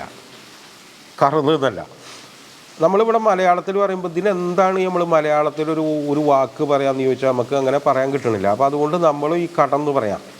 വാസ്തവത്തിൽ ഈ കറവ എന്ന് പറഞ്ഞാൽ ആ വാക്കിൻ്റെ അർത്ഥം മുറിക്കുക എന്നാണ്, കത്ത എന്നാണ്, മുറിക്കുക. അത് ശരിക്കും നമ്മൾക്ക് അതിൻ്റെ ഇമേജ് കിട്ടണം, ഈ പറയുന്നതിൻ്റെ ഇമേജ് കിട്ടണമെങ്കിൽ നമ്മൾ ആ വാക്കിൻ്റെ ഉള്ളിലേക്ക് തന്നെ പോകണം. അതായത് കറള ഷൈഅ ഖത്അഹു, ഒരു വസ്തുവിനെ നമ്മൾ കറള് ചെയ്തു എന്ന് പറഞ്ഞാൽ അതിനെ മുറിച്ചു എന്നർത്ഥം. ഖറദത്തുൽ ഫഅറത്ത സൗബ, അതായത് എലി വസ്ത്രത്തെ മുറിച്ചു. അതിനൊക്കെ ഈ കറളാണ് ഉപയോഗിക്കുക. ഇനി നമുക്കിതിന് ഖുർആനിൽ തന്നെ നമുക്ക് വേറൊന്ന് കാണാം. നമുക്ക് സൂറത്തുൽ കഹ്ഫ് എടുത്താൽ, വതറ ശംസ ഇദാ തലഅത് തസാവറു അൻ കഹ്ഫിഹിം ദാത്തൽ യമീനി വ ഇദാ ഖറബത് തഖ്രിദുഹും. ഈ വാക്കാണ് ഉപയോഗിക്കുന്നത്. അതായത് സൂര്യൻ ഉദിച്ചിട്ട് അവരുടെ ആ ഗുഹനെ ചുറ്റിയിട്ട് അത് വലത്തേക്ക് പോകും. ഇതാ ഖറബത്ത്, ആ സൂര്യൻ അസ്തമിക്കുമ്പോൾ തഖ്രിദുഹും എന്ന് പറഞ്ഞാൽ അവരെ മുറിച്ച് കടന്നിട്ട് ഇടത്തോട്ട് പോകും. അപ്പോൾ ഈ മുറിക്കുക എന്ന് പറയുമ്പോൾ ഇവിടെ സംഭവം എന്താണെന്ന് ചോദിച്ചാൽ, നേരത്തെ നമ്മൾ ഒരു സംഭവം പറഞ്ഞു, വഅലല്ലാഹി ഫൽയതവക്കലിൽ മുഅ്മിനൂൻ. അതായത് മുഅ്മിനീങ്ങൾക്ക് എന്ത് നേട്ടം, എന്ത് സഹായം കിട്ടുമ്പോഴും അത് അള്ളാഹുവിലേക്ക് ചേർത്താണ് മനസ്സിലാക്കേണ്ടത്, അതിൻ്റെ കാരണങ്ങളിലേക്ക് ചേർത്തല്ല. അള്ളാഹു ഒരാളെ സഹായിക്കാൻ അല്ലെങ്കിൽ ഒരു അനുഗ്രഹം ചെയ്യാൻ ഉദ്ദേശിച്ചാൽ അള്ളാഹുവിൻ്റെ സൃഷ്ടികളിൽ എന്തിനേയും ഉപയോഗിക്കും. അത് മലക്കോ ജിന്നോ ശൈത്താനോ മറ്റേ പ്രകൃതി ശക്തികളോ അല്ലെങ്കിൽ വൈറസുകളോ എന്തിനേയും അള്ളാഹുവിന് ഉപയോഗിക്കാം. കാരണം അതൊക്കെ അള്ളാഹുവിൻ്റെ അണ്ടറിലാണ്. പക്ഷെ നമ്മൾ പോവേണ്ടത്, മുസ്ലിം പോവേണ്ടത്, ഒരു വിശ്വാസി പോവേണ്ടത് ഈ കാരണങ്ങളിലേക്കല്ല. അത് ആരാണ് തരുന്നത്? ആ ശരിയായ സ്രോതസ്സിലേക്കാണ്. അതാണ് ഫല്യതവക്കലിൽ മുഅ്മിനൂൻ. നിങ്ങൾക്ക് കാണാം, വമാ ജഅലല്ലാഹു ഇല്ലാ ബുശ്റാ ലക്കും വലിതത്മഇന്ന ഖുലൂബക്കും വമൻ നസ്റു ഇല്ലാ മിൻ ഇൻദില്ലാഹിൽ അസീസിൽ ഹക്കീം. അതായത് ഈ ബദറിലൊക്കെ മലക്കുകൾ ഇറങ്ങിയതിനെ കുറിച്ച് പറയാം. അത് മലക്കുകളൊക്കെ ഇറക്കിയിട്ട് അങ്ങനെ ചിലതൊക്കെ നിങ്ങൾക്ക് കാണിച്ചു തന്നത് എന്താണെന്ന് ചോദിച്ചാൽ നിങ്ങളുടെ മനസ്സ് ശാന്തമാവാനും നിങ്ങളെ സന്തോഷിപ്പിക്കാനും. നസ്ർ എന്ന് പറഞ്ഞാൽ അള്ളാഹുവിന് ഇപ്പോൾ മലക്കുകൾ തന്നെ ഇറക്കിയിട്ട് ഇത് ചെയ്യണമെന്നൊന്നുമില്ല. അത് നിങ്ങളെ സംബന്ധിച്ചിട്ടുള്ള ചില സംഭവങ്ങൾക്ക് വേണ്ടിയാണ്. നസ്ർ അള്ളാഹുവിൻ്റെ ഭാഗത്ത് നിന്ന് അത് എങ്ങനെ വന്നാലും, ഇനി ഒന്നുമില്ലാതെ ഒരു കാരണവും കാണാതെയും വന്നാലും അത് അള്ളാഹു ആ ബോധത്തിലേക്ക് ശരിക്കും, അതാണ് തവക്കുൽ. അതൊക്കെ ഇങ്ങോട്ട് അള്ളാഹു തരുന്ന സംഭവമാണ്. അതിങ്ങോട്ട് അള്ളാഹു തരുന്ന സംഭവത്തിൽ നമ്മളുടെ കാഴ്ചപ്പാടും നമ്മളുടെ ധാരണയും ബോധവും അങ്ങനെ ആയിരിക്കണം. ഇനി നമ്മൾ അങ്ങോട്ട് കൊടുക്കുന്നതിലോ, അതാ ഈ കർദ് എന്ന് പറയണത്. നമ്മൾ കാര്യങ്ങൾ അങ്ങോട്ട് ചെയ്യുന്നു, അള്ളാഹുവിന് നമ്മൾ ഇബാദത്ത് ചെയ്യുന്നു, നമ്മൾ പല ചാരിറ്റി ചെയ്യുന്നു, സഹായങ്ങൾ ചെയ്യുന്നു. ഇതൊക്കെ ചെയ്യുമ്പോൾ സ്വാഭാവികമായിട്ടിപ്പോൾ ഞാൻ 50 കോടി വയനാടിന് കൊടുത്തു എന്ന് പറയുമ്പോൾ ഈ എൻ്റെയാണോ ഈ സാധനം? പ്രാഥമിക ബോധം എൻ്റെയാണെന്നാണ്. ഞാൻ കുറേ സഹായങ്ങൾ ചെയ്തു എന്ന് പറയുമ്പോൾ ഞാൻ മനസ്സിലാക്കുന്നത് ഞാൻ ചെയ്തു എന്നാണ്. എൻ്റെ ആരോഗ്യം, എൻ്റെ ആയുസ്, എൻ്റെ സാഹചര്യങ്ങൾ, എൻ്റെ സൗകര്യങ്ങൾ, എൻ്റെ പണം, ഇതൊക്കെ പ്രഥമ ദൃഷ്ട്യാ നമുക്ക് തോന്നുന്ന നമ്മുടേതെന്നാണ്. ഇത് മുറിച്ച് കടക്കണം. ഇത് മുറിച്ച് കടന്നിട്ട് അള്ളാഹുവിൻ്റെ താൽക്കാലികമായ ട്രസ്റ്റിയാണ് ഞാൻ എന്നുള്ള ആ ബോധത്തിലേക്ക് നമ്മൾ വരണം. പറയുന്നത് ക്ലിയർ ആവണ്ട? ആ ബോധത്തിലേക്ക് നമ്മൾ വരുമ്പോഴാണ് ഇത് കർദൻ ഹസനാവുള്ളൂ. അതല്ലാതെ ഞാൻ കൊടുക്കുന്നു, എൻ്റെ ഔദാര്യം, ഞാൻ അങ്ങനെ ആയതുകൊണ്ട്, അങ്ങനെയല്ല മുസ്ലിമിനെ അള്ളാഹു പഠിപ്പിക്കണം. ഇത് നമ്മൾ ഞാൻ പറയുന്നത് വെറും അറിവായിട്ട് കുത്തിരുന്നാൽ പറ്റില്ല. നമ്മൾ ചെയ്യുന്ന ചെറുതും വലുതുമായ സകല കാര്യങ്ങളിൽ ഇത് വലിയ സംഭവം ഉണ്ടാകുമ്പോൾക്ക് കാത്തുക്കൊന്നും വേണ്ട. വലിയ സംഭവം ഉണ്ടാകുമ്പോൾ നമ്മൾക്ക് കാത്തു നിൽക്കണ്ട. ഇപ്പോൾ ഞാൻ സുജൂദ് ചെയ്യുന്നു എന്ന് പറയുമ്പോൾ ഈ ഞാൻ എന്ന് പറയുന്ന സാധനം നമ്മുടെ കാല് മടങ്ങണ്ടായാൽ പറ്റില്ല. അതായത് എന്തൊരു അനക്കത്തിലും അടക്കത്തിലും നമ്മൾ ചെയ്യുന്ന എന്ത് സംഭവങ്ങളും അള്ളാഹുവിൻ്റെ ആ അനുമതി പ്രകാരമല്ലാതെ നടക്കില്ല. ഈ കൃത്യമായ ഈ ബോധത്തിലേക്ക് നമ്മൾ ദൈനംദിനം നമ്മൾ നടക്കുന്ന വിഷയങ്ങളെ നമ്മൾ ഇതുമായി ബന്ധിപ്പിച്ചിട്ട് ശരിക്ക് നമ്മുടേതാക്കി മാറ്റണം. അതായത് എന്ത് ചെയ്യുമ്പോഴും അത് അള്ളാഹുവിൻ്റേതാണ്, എന്നെ ഏൽപ്പിച്ചതാണ്, എന്നെ ഇത് ചെയ്തില്ലെങ്കിൽ നാളെ ചോദ്യം ചെയ്യുന്നുള്ള ഉത്തരവാദിത്ത ബോധമുണ്ടല്ലോ. ശരിക്കും നമ്മളൊരു കമ്പനിയിലൊക്കെ പണിയെടുക്കുമ്പോൾ നമ്മുടെ ബോധം ശരിക്കാത്താണ്. ഒരു നല്ലൊരു മുതലാളിയുടെ കീഴിൽ നമ്മൾ പണിയെടുക്കുമ്പോൾ നമ്മൾ ആ ബോധത്തിലാണ്, ഇല്ലെങ്കിൽ പിറ്റന്ന പണി കാണില്ല. അതേ ബോധം ശരിക്കും നമ്മളുടെ ഈ കാര്യങ്ങളിലും നമ്മൾ ഉണ്ടാക്കിയെടുക്കുമ്പോഴാണ് ശരിക്ക് ഇത് രണ്ടും സംഭവിക്കുക. ഇങ്ങോട്ട് കിട്ടുന്ന കാര്യത്തിലും അങ്ങോട്ട് കൊടുക്കുന്ന കാര്യത്തിലും. അല്ലെങ്കിൽ നമുക്ക് രോഗം മാറ്റിയാൽ അത് വൈദ്യര് മാറ്റി അല്ലെങ്കിൽ മരുന്ന് മാറ്റി എന്നുള്ള ബോധത്തിലേക്ക് നമ്മൾ പോകും. അത് പാടില്ല. അതൊക്കെ എന്ന് പറഞ്ഞാൽ അള്ളാഹു നമ്മളെ പരീക്ഷിക്കാൻ വെക്കുന്ന കാര്യകാരണങ്ങളാണ്. അവിടെയാണോ നമ്മൾ നിൽക്കുന്നത്, അതിൻ്റെ അപ്പുറം മുറിച്ച് കിടക്കുന്നുണ്ടോ? അപ്പോൾ നമ്മൾ കാര്യങ്ങളൊക്കെ ചെയ്യുമ്പോൾ, ഇപ്പോൾ ഈ വയനാട്ടിലൊക്കെ ഈ കാര്യങ്ങൾ ഇപ്പോൾ ഈ പ്രവർത്തകരൊക്കെ പോയി ചെയ്യുമ്പോൾ ധാരാളം ആളുകൾ ഇവിടെ കളിയാക്കണില്ലേ. അതൊക്കെ നമ്മുടെ എന്ന് പറഞ്ഞിട്ടാണിച്ചെങ്കിൽ നമുക്കെന്താ ചോദിച്ചാൽ ഭ്രാന്ത് പിടിക്കും. നേരെ മറിച്ച് ഇത് അള്ളാഹുവിന് വേണ്ടി ഞാൻ ചെയ്യാണ്, അപ്പോൾ അതിൻ്റെ ഭാഗത്തുള്ള പരീക്ഷണമൊക്കെ ഉണ്ടാവും, എന്നെ പ്രകോപിപ്പിക്കാൻ നോക്കും, ഒക്കെ ചെയ്യും. അങ്ങനെ ആവുമ്പോഴേ നമുക്ക് കൃത്യമായ നമ്മളുടെ നിലപാടിൽ ഉറച്ചു നിന്നിട്ട് ചെയ്യാൻ പറ്റുള്ളൂ. ഇതൊക്കെ നമ്മുടെ ആക്കിയുള്ള എന്താ ചോദിച്ചാൽ നമ്മുടെ പ്രശ്നങ്ങളിലേക്ക് വരും. അപ്പോൾ അങ്ങനെ വരാൻ പാടില്ല. അങ്ങനെ വരാതിരിക്കണമെങ്കിൽ നിങ്ങളിതൊക്കെ ചെയ്യണം. കാരണം എന്താ ചോദിച്ചാൽ, ഇതിൻ്റെ സംഭവം എന്താണെന്ന് ചോദിച്ചാൽ, ഇനി ഇവർ നേരിടാൻ പോകുന്ന ഈ സമൂഹമുണ്ടല്ലോ, ഈ നേരിടാൻ പോകുന്ന സമൂഹം മുമ്പ് എന്തൊക്കെയാണോ ബനൂ ഇസ്രായേലിയർക്ക് സംഭവിച്ചത് അതൊക്കെ ഇവരെയും കാത്തിരിക്കുന്നുണ്ട്. അപ്പോൾ ആ ഒരു ബോധത്തിൽ ഇങ്ങനെ നിങ്ങൾ ചെയ്താൽ ഉക്കഫിറന്ന അൻകും സയ്യിആത്തിക്കും, ഖുർആനിൽ ഈ പദം പലയിടത്തും വരുന്നതാണ്. ഉക്കഫിറന്ന അൻകും സയ്യിആത്തിക്കും. നമ്മൾ മിക്കവാറും അതിനെ പാപമോചനം എന്നൊക്കെ പറഞ്ഞിട്ട് അങ്ങ് പോവും. പാപമോചനം അതിന് അഫൂവും ഗഫൂറും ഒക്കെ വേറെ വാക്കുകളിൽ അള്ളാഹ് പറയുന്നുണ്ട്. ഇല്ല ഉക്കഫിറ നെക്കഫറ എന്ന് പറഞ്ഞാൽ ഇതിന് മറച്ചു വെച്ചു, അതാണല്ലോ കാഫിർ, മറച്ചു വെക്കുക, സത്യത്തെ മറച്ചു വെക്കുക. കൃഷിക്കാരനും കാഫിർ എന്ന് പറയും, വിത്തിനെ മറച്ചു വെക്കുക. അപ്പോൾ ഇവിടെ ഉക്കഫിറന്ന അൻകും നിങ്ങളിൽ നിന്ന് മറച്ചു വെക്കും, നിങ്ങളെ സംബന്ധിച്ച് മറച്ചു വെക്കും എന്നാണ് സയ്യി ആത്തിക്കും, നിങ്ങളുടെ സയ്യി ആത്ത്. ഇത് വാസ്തവത്തിൽ നമുക്ക് ഈ ഭൂമിയിൽ അള്ളാഹു വാഗ്ദാനം ചെയ്യുന്നൊരു സംഭവമാണ്. ഇപ്പോൾ നിങ്ങൾക്കൊരു ഉദാഹരണം പറയാം. ഇപ്പോൾ മൂസാ നബി അലൈഹിസ്സലാം ഒരാളെ കൊന്നിട്ടല്ലേ ഈജിപ്തിൽ നിന്ന് മദൈനയിലേക്ക് പോകണം. ഈ മൂസാ നബി കുറച്ച് കാലമൊക്കെ അവിടെ നിന്നിട്ട് സംഭവം കഴിഞ്ഞിട്ട് കുറേ കഴിഞ്ഞ് തിരിച്ചു വരുന്നത് അള്ളാഹുവിൻ്റെ റസൂലാണെന്ന് പറഞ്ഞിട്ടാണ്. അപ്പോൾ ഫറോവ എടുത്തു പറയുന്ന ഒരു സംഭവം എന്താ വെച്ചാൽ ഈ കൊലപാതകം എടുത്തു പറയുന്നുണ്ട്. വാസ്തവത്തിൽ മൂസാ നബിക്കും ആ ആശങ്കയുണ്ട്. അതുകൊണ്ടാണ് മൂസാ നബി പ്രാർത്ഥിക്കുമ്പോൾ തന്നെ വഹലുൽ ഉഖ്ദത്തം മിൻ ലിസാനി യഫ്ഖഹു ഖൗലി എന്ന് പറയുന്നത്. ഞാൻ പറയുന്നത് ഈ കൂട്ടർക്കെങ്കിലും മനസ്സിലാവണമെങ്കിൽ എന്തു വേണം? ഞാൻ കൊലപാതകിയാണെന്നുള്ള സംഭവം പോണ്ടേ? വിചാരണ നടന്നിട്ട് ശിക്ഷിച്ചിട്ടൊന്നുമില്ലല്ലോ. എന്നിട്ട് ഞാൻ ഒരു കൊലയൊക്കെ നടത്തിയിട്ട് കുറേ കാലം ഞാൻ പോയി നിന്നിട്ട് സൗദി അറേബ്യയിലൊക്കെ പോയി നിന്നിട്ട് ഒരു ദസ്വിയൊക്കെ ആയിട്ട് വന്നിട്ട് ഞാൻ റസൂലാണെന്ന് പറഞ്ഞാൽ ആരെങ്കിലും ഇവിടെ അംഗീകരിക്കുമോ? അതാരും അംഗീകരിക്കില്ല. അപ്പോൾ അതാണ് മൂസാ നബിക്ക് ആ സംഭവം ഉണ്ട്. അതുകൊണ്ടാണ് മൂസാ നബി അങ്ങനെ പ്രാർത്ഥിക്കുന്നത്. ആ ഉഖ്ദത്ത് അല്ലാതെ മൂസാ നബിയുടെ വിക്കൊന്നും അല്ലാതെ. ഒരു കാര്യം ഞാൻ നിങ്ങളോട് പറയണമെങ്കിൽ ഞാൻ അതിൻ്റെ ആശാനായിട്ട് ഇവിടെ തെറ്റൊക്കെ കൂടി നടന്നാണെന്നെങ്കിൽ ആരും അംഗീകരിക്കില്ല. നമ്മുടെ വാക്കൊക്കെ വേറെയാണ്, ആരും അംഗീകരിക്കാൻ പോകുന്നില്ല. അപ്പോൾ ആ ഒരു സംഭവം മൂസാ നബി അള്ളാഹുവിൻ്റെ മുന്നിൽ വെക്കുന്നുണ്ട്. മൂസാ നബിക്ക് അത് അള്ളാഹ് അനുവദിച്ചു കൊടുത്തിട്ടുണ്ട്. ഈ മൂസാ നബി ഇവിടെ വന്നതിന് ശേഷം ഫറോവയും ഇത് എടുത്തിടുന്നുണ്ട്. പക്ഷെ ഇത് യേശുന്നില്ല, ജനങ്ങളിൽ ദേശണ്ടേ. അതാണ് ശരിക്കില്ല ഉക്കഫിറന്ന അൻകും സയ്യിആത്തിക്കും. അപ്പം നമ്മൾ ഒരു കുറേ കാലം നമ്മൾ വേറൊരു സംഭവത്തിൽ നിൽക്കുക, അവിടെ നിൽക്കുമ്പോൾ നമ്മൾ ധാരാളം ക്രൂരതകൾ ചെയ്തിട്ടുണ്ടാവും, തെറ്റുകൾ ചെയ്തിട്ടുണ്ടാവും, ഒക്കെ ഉണ്ടാവും.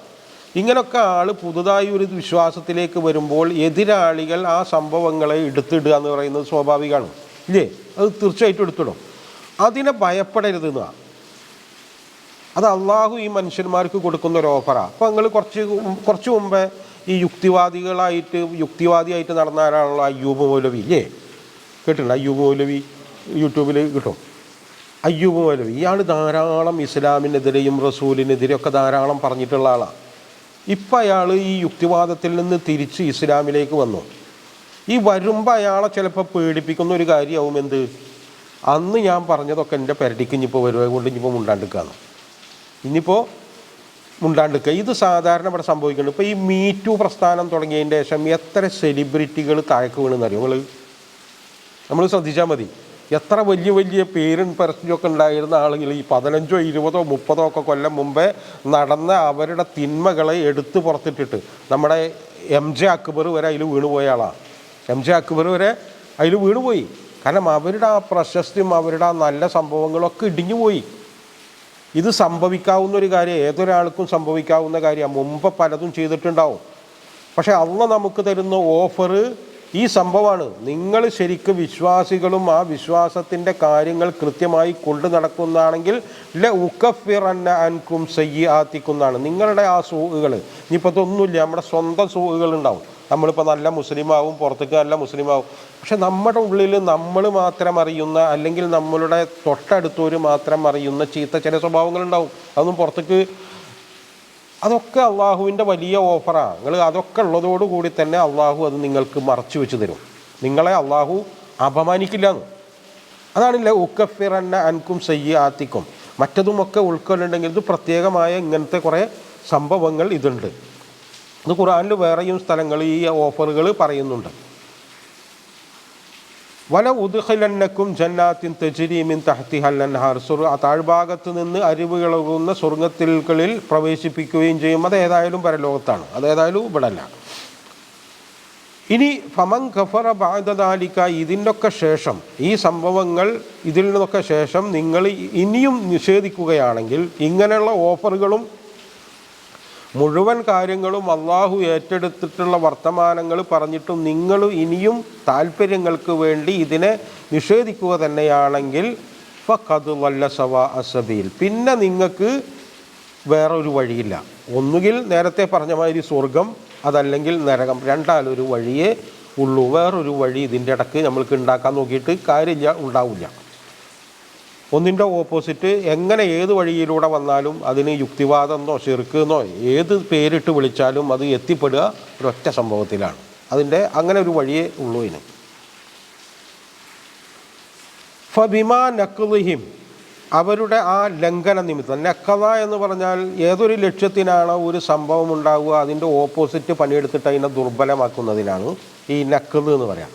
വല്ലതീ നഖളത്ത് ഗസ്ലഹ, അങ്ങനെ ഒരു ആയത്തില്ലേ, അതായത് ആ പിരി അഴക്കുക എന്നാണ് അതിന് പറയാം. നമ്മളൊരു സാധനം പിരിച്ചുണ്ടാക്കുന്നത് അതിന് ഉറപ്പ് കൂട്ടാനാണ്. അത് ഓപ്പോസിറ്റ് പിരിക്കുമ്പോൾ അതിന് ബലം കുറയും. അപ്പോൾ അതാണ് നഖള എന്ന് പറയാം.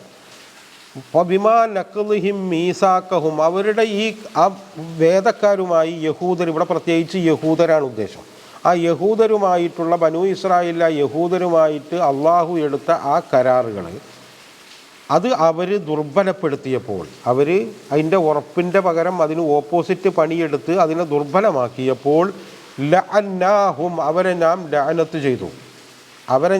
ലഅനത്ത് ചെയ്തു. അള്ളാഹു ശപിച്ചു എന്ന് പറഞ്ഞു കഴിഞ്ഞാൽ അവർക്ക് വായുമില്ല, വെള്ളമില്ല, അവരിനി ജീവിക്കില്ല, അങ്ങനെ ഒന്നല്ല. അള്ളാഹു ശപിച്ചു എന്ന് വെച്ചാൽ പരലോക നേട്ടത്തിന് വേണ്ടി ഒരു പണിയും ഇനി അവരിൽ നിന്ന് ഉണ്ടാവുകയില്ല. പരലോക നേട്ടത്തിന് വേണ്ടി ഒന്നും ഉണ്ടാവില്ല. പക്ഷേ നരകം കൂടുതൽ കടുപ്പുണ്ടാക്കാനുള്ള എല്ലാ പരിപാടിയും അവരിൽ നിന്ന് ഉണ്ടാവും. അതിന് എന്തൊക്കെ ഭൂമിയിൽ വേണോ അതൊക്കെ അവർക്ക് കൊടുക്കുകയും ചെയ്യും.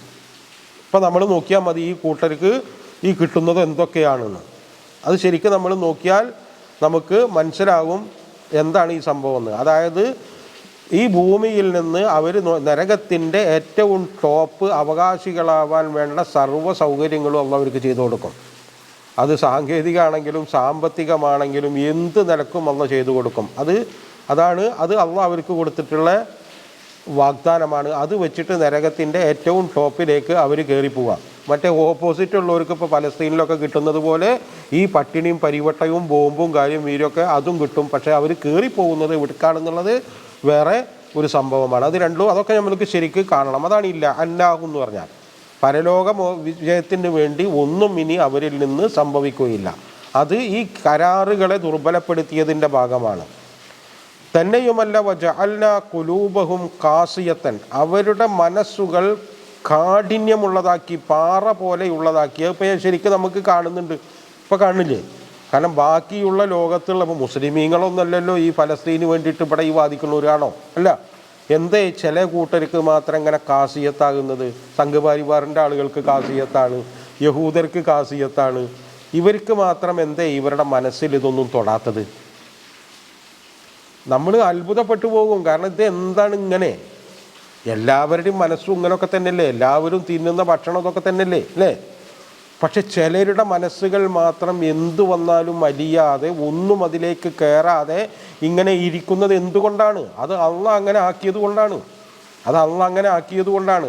അതിൻ്റെ കാരണമാണ് പറഞ്ഞത് ഫബിമാ നഖ്ളിഹിം മീസാക്കഹും, അള്ളാഹുവുമായിട്ടുള്ള കരാറ് ആരെങ്കിലും ഓപ്പോസിറ്റ് പിരിച്ചിട്ട് അതിനെ ദുർബലപ്പെടുത്തിയാൽ, ഇത് അബദ്ധത്തിൽ സംഭവിക്കണമെന്നല്ല, കലിപ്പിച്ചു കൂട്ടിയിട്ട് പിരിച്ചിട്ട്. പണ്ടൊക്കെ നമ്മൾ പലചരക്ക് പീടികയിൽ സാധനം മേടിക്കാൻ പോയാൽ കാണാം, പേപ്പറിൽ പൊതിഞ്ഞിട്ട് ചാക്ക് നൂലുകൊണ്ട് ഇങ്ങോട്ട് വലിച്ചിട്ട് അതൊരു ഓപ്പോസിറ്റ് പിരിച്ചിട്ട് ഒരു പൊട്ട പൊട്ടിയാൽ അത് പൊട്ടിയില്ലേ? തന്നെ വേണ്ടി കലിപ്പിച്ചു കൂട്ടിയിട്ട് അതിനെ ദുർബലപ്പെടുത്തി. അതുകൊണ്ടാണ് അവരെ ശപിച്ചത്, അതുകൊണ്ടാണ് അവരുടെ മനസ്സുകൾ കടുത്തുപോയത്. അത് തന്നെയല്ല യുഹരിഫൂനൽ കലിമ അൻ മവാദിഹി, വേദങ്ങളൊക്കെ അവരുടെ കയ്യിലുണ്ട്. വേദങ്ങൾ ഒക്കെ അവരുടെ കയ്യിലുണ്ടാവും. അത് മാറ്റിയിട്ടാണെങ്കിലും തിരുത്തിയിട്ടാണെങ്കിലും കുറേയൊക്കെ അവരുടെ കയ്യിൽ എങ്ങനെയായാലും ഈ സാധനം ഉണ്ടല്ലോ. ആ വേദങ്ങൾ അവരുടെ താല്പര്യത്തിന് വേണ്ടി മാത്രമേ അവർ വായിക്കുള്ളൂ. അതിൽ നിന്നും ഒരു നന്മയും ഇനി അവരിലേക്ക് കയറി ചെല്ലില്ല. വേദം അവർ വായിക്കും, പക്ഷെ വേദമല്ല അവരുടെ പ്രമാണം. അവരുടെ താല്പര്യമാണ് പ്രമാണം. ആ പ്രമാണത്തിലേക്ക് അവർ വേദത്തിനെ ഇങ്ങോട്ട് വളച്ചൊടിച്ച് കൊണ്ടുവരിക ചെയ്യുക. അതിപ്പോൾ നമ്മളുടെ സമൂഹത്തിൽ നോക്കിയാൽ മതി. ഇതൊന്നും ഇവരെ നന്നാക്കാൻ വേണ്ടി പറയണതല്ല എന്ന് നമ്മൾ ആലോചിക്കണം. കാരണം ഇവർ ലഅനത്താക്കപ്പെട്ട ആളുകളാണ്, അവർ അങ്ങനെ ഓൾറെഡി ആയ ആളുകളാണ്. അതുകൊണ്ട് തന്നെ ഇവരെ നന്നാക്കാൻ വേണ്ടിയിട്ടല്ല അള്ളാഹു റസൂലിനോട് മുസ്ലിമീങ്ങളോട് ഈ പറയണത്. അവർ എങ്ങനെയാണോ ഇതിലേക്ക് എത്തിപ്പെട്ടത് അതിലേക്ക് നമ്മൾ എത്തിപ്പെടാതിരിക്കാനാണ്. അപ്പോൾ അതിൻ്റെ അടിസ്ഥാന കാരണം എന്ന് പറയുന്നത് അള്ളാഹുവുമായിട്ടുള്ള കരാറുകൾ. നേരത്തെ പറഞ്ഞല്ലോ ഔഫു ബിൽ ഉഖൂദ്. ആ ഉഖൂദ് പറഞ്ഞിട്ട് പറയണ തന്നെ തീറ്റടയും കുട്ടിയുടെയും ഒക്കെ കാര്യമാണ്. നിസ്കാരമൊക്കെ പിന്നെ വരണുള്ളൂ.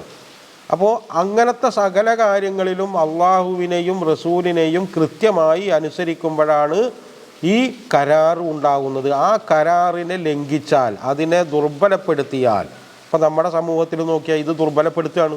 ദുർബലപ്പെടുത്തി കഴിഞ്ഞു. കാരണം ആദ്യം തന്നെ ഇതിനെ വേറാക്കി, രണ്ടിനും വേറാക്കി, സക്കാത്തും സലാത്തും വേറാക്കി. അങ്ങനെ വേറാക്കിയാൽ അതിനെ ദുർബലപ്പെടുത്താനുള്ള പണിയാണ് ആദ്യത്. ആ പണികൾ അതിൻ്റെ മട്ടത്തിലിങ്ങനെ എത്തിക്കും. അവരെങ്ങനെയാണോ പോയത് അവിടേക്കൊക്കെ നമ്മളിങ്ങനെ പോയിക്കൊണ്ടിരിക്കുകയാണ്. അപ്പോൾ അവർക്ക് എന്താണോ കിട്ടിയത് അതന്നെയാണ് ഞമ്മക്കും കിട്ടുക. അള്ളാഹുവിൻ്റെ തൊട്ടടുത്ത ആൾക്കാരാന്ന് പറഞ്ഞിട്ട് ഞമ്മക്കൊരു അള്ളാഹുവിനായിട്ട് അവർ പറയുന്ന മാതിരി ഒരു വംശീയ ബന്ധമൊന്നും ഈ മുസ്ലിമീങ്ങൾക്ക് ഇല്ല. അപ്പോൾ അതുകൊണ്ട് മനുഷ്യരിൽ ആരാണോ ആ പരിപാടി ചെയ്തത് അവർക്കൊക്കെയും അള്ളാഹു വാഗ്ദാനം ചെയ്ത ഈ പരിപാടി തന്നെയാണ് കിട്ടുക. അല്ലാതെ ഇവരെ നന്നാക്കാൻ വേണ്ടിയിട്ട് ഇത് പറയുന്നല്ല. വനസു ഹള്ളം മിമ്മാ ദുഃഖിറൂബിഹി, എന്തൊന്നാണോ അതുകൊണ്ട് അവരോട് നേടാൻ അള്ളാഹു അവരെ പറഞ്ഞിട്ടുണ്ടായിരുന്നത്, അതിൽ നിന്ന് പരലോകം എന്ന് പറയുന്ന ഹള്ള്, അതായത് പരലോക വിജയം എന്ന് പറയുന്ന ഹള്ള് അവരങ്ങ് മാറ്റിവെച്ച്, പരലോകം എന്ന് പറയുന്ന ആ ഭാഗം അങ്ങ് മാറ്റിവെച്ച്, എന്നിട്ട് ഭൗതികത എന്ന് പറയുന്ന മാത്രം എടുത്ത് അതാണ് ചെയ്തത്. അത് തന്നെയാണ് നമ്മളും ചെയ്തുകൊണ്ടിരിക്കുന്നത്. തന്നെ പരലോകം എന്ന് പറയുന്ന, ഇപ്പം നമ്മളുടെ ഈ പൗരോഹിത്യം എന്ന് പറയുന്നത് എവിടെ അള്ളാഹിനെ കുറിച്ച് പറയല്? എവിടെ അള്ളാഹിനെ കുറിച്ച് പറയല്? അള്ളാഹ് അവർക്കൊരു വിഷയമൊന്നുമല്ല. പരലോകം അവരുടെ വിഷയമേ അല്ല. അവരുടെ വിഷയം ഭൗതികതയാണ്, സമ്പത്താണ്, സ്ഥാപനങ്ങൾ, അധികാരങ്ങൾ, മക്ബറകൾ. ഇതൊക്കെ എന്ന് വെച്ചാൽ സമ്പത്ത് ഇങ്ങോട്ട് വരുന്ന ഈ ഏർപ്പാടുകൾ മാത്രമാണ്. അതിനനുസരിച്ച് കറാമത്തുകൾ, അതിനനുസരിച്ച് ആളുകളെ പുകഴ്ത്തൽ, ഈ വക സംഭവങ്ങളൊക്കെ കൂട്ടിയിട്ട് ഈ നസു ഹവ്വം മിമ്മാ ദുഃഖിറൂബി എന്ന് പറയുന്ന മറ്റേ പരിപാടി മുഴുവൻ അങ്ങ് വിസ്മരിച്ചു എന്ന് പറഞ്ഞത് മറക്കൊന്നുമല്ല. നമ്മൾ ഈ നസിയ എന്ന് പറയുന്ന അറബി ഭാഷയിൽ പറയുമ്പോൾ അത് മറക്കലല്ല, അത് കൃത്യമായി വിസ്മരിക്കുകയാണ്. അതായത് ആസൂത്രിതമായി പ്ലാൻ ചെയ്തിട്ട് ഓർക്കേണ്ടത് ഓർക്കതും മറ്റേത് കൽപ്പിച്ചു കൂട്ടി വിസ്മരിക്കുന്നതിനായി നസിയ എന്ന് പറയാം. കുന്തു നസിയൻ മൻസിയ എന്ന് ആരാ പറയുന്നത്? മറിയം ബീവി പറയുന്നുണ്ട്.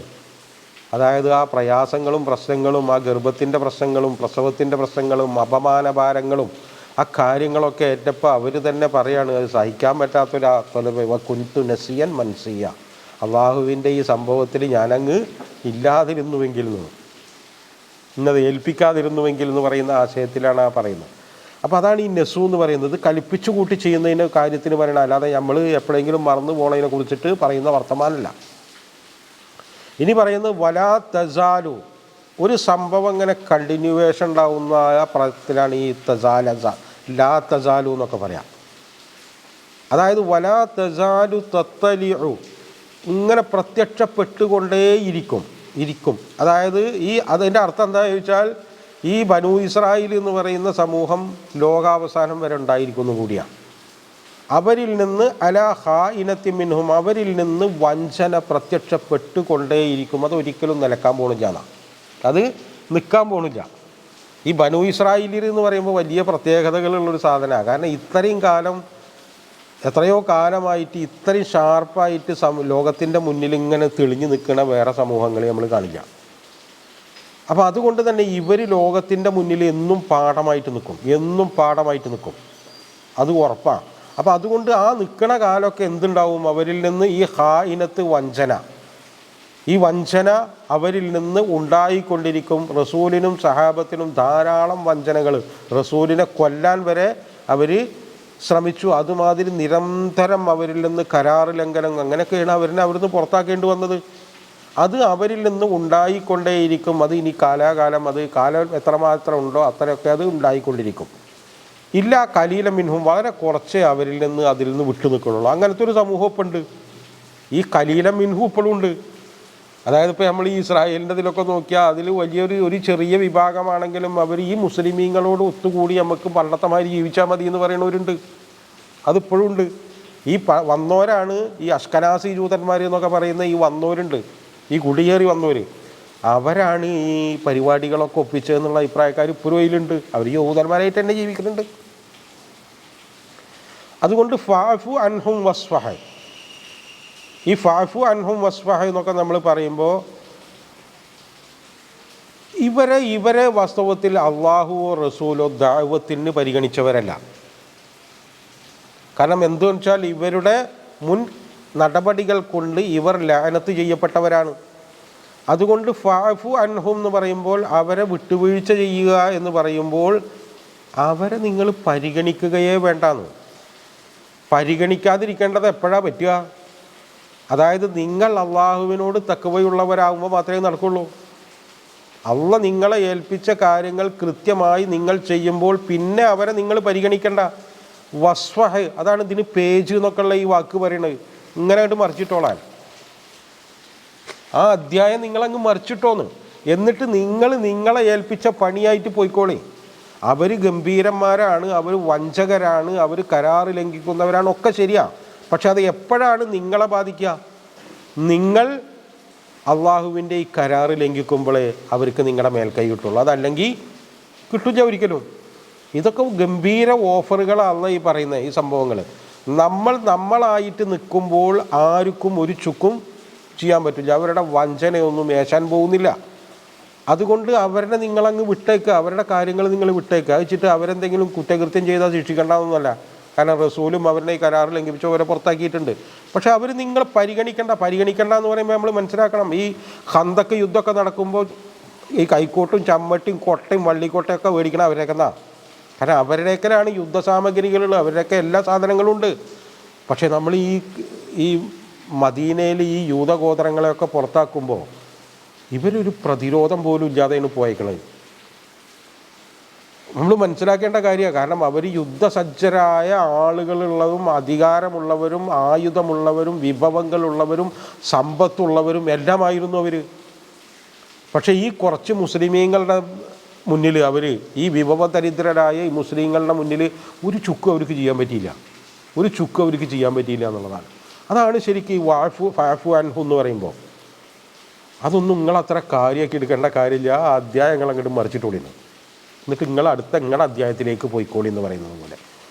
ഇന്നല്ലാഹ യുഹിബ്ബുൽ മുഹ്സിനീൻ, അള്ളാഹു മുഹ്സിനീങ്ങളെ ഇഷ്ടപ്പെടുന്നു. അതാണ് അള്ളാഹു മുഹ്സിനീങ്ങളെയാണ് ഇഷ്ടപ്പെടുക. അതായത് ഏറ്റവും നന്നായി ചെയ്യാം, നല്ല കാര്യങ്ങളെ, കൽപ്പിച്ച കാര്യങ്ങളെ ഏറ്റവും ഭംഗിയാക്കി ചെയ്യുമ്പോൾ അതാണ് മുഹ്സിന്. ചെയ്യാം, പക്ഷെ ഭംഗിയാക്കിയിട്ടും ചെയ്യാം. അങ്ങനെ ഏറ്റവും ഭംഗിയാക്കി ചെയ്യാം. അതാണ് ഒരു വിശ്വാസിയുടെ ഏറ്റവും ഉയർന്ന സ്ഥാനം എന്ന് പറയുന്നത് ഈ മുഹ്സിനാകുക എന്നുള്ളതാണ്. മുസ്ലിമാകും, മുഅ്മിനാകും, മുഹ്സിനാകും. ഇത് ഓരോ പദവികളാണ്. ആ മുഹ്സിനാണ് ഏറ്റവും ഉയർന്ന പദവി. അതാണ് ഈ മുസ്ലിമീങ്ങൾ ലക്ഷ്യം വെക്കേണ്ടത് എന്നാണ് ഇതിൽ പറയുന്നത്. ഞാൻ ഒരു ഹദീസും കൂടി കോട്ട് ചെയ്യുമ്പോൾ നിങ്ങൾക്ക് ഇത് ഒന്നും കൂടിയും ഈ ക്ലാരിറ്റി വരും. അബീ സഈദ് റളിയല്ലാഹു അൻഹു, അബൂ സഈദ് റളിയല്ലാഹു അൻഹു പറയാണ്, നബി സല്ലല്ലാഹു അലൈഹി വസല്ലം പറഞ്ഞു, ലതത്തബിഅന്ന സുനനും മിൻ ഖബ്ലിക്കും ശിബ്റൻ ബിശിബ്ർ, നിങ്ങൾക്ക് മുമ്പുള്ളവരുടെ ക്രമങ്ങളെ ചാണിന് ചാണായി നിങ്ങൾ പിന്തുടരും. വദിറാഅൻ ബിദിറാ, മുഴത്തിന് മുഴമായും നിങ്ങൾ പിന്തുടരുക തന്നെ ചെയ്യും. ലതത്തബിഅന്ന എന്നാണ്, ലതത്തബിഅന്ന, അപ്പുറത്തും ഇപ്പുറത്തും തീർച്ച എന്ന് പറയുന്ന വാക്കിട്ടിട്ടാണ് റസൂല് പറയുന്നത്.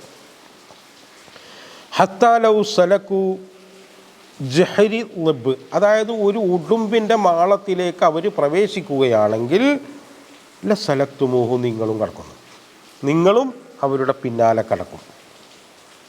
അപ്പോൾ സഹാബത്ത് ചോദിക്കുകയാണ്, യാ റസൂലല്ലാ യഹൂദു വന്നസാറ, അത് യഹൂദി നസാറാക്കണം. അപ്പോൾ പിന്നെ അല്ലാണ്ട് ആരാണ്? റസൂൽ ചോദിക്കുക, പിന്നെ ആരാ?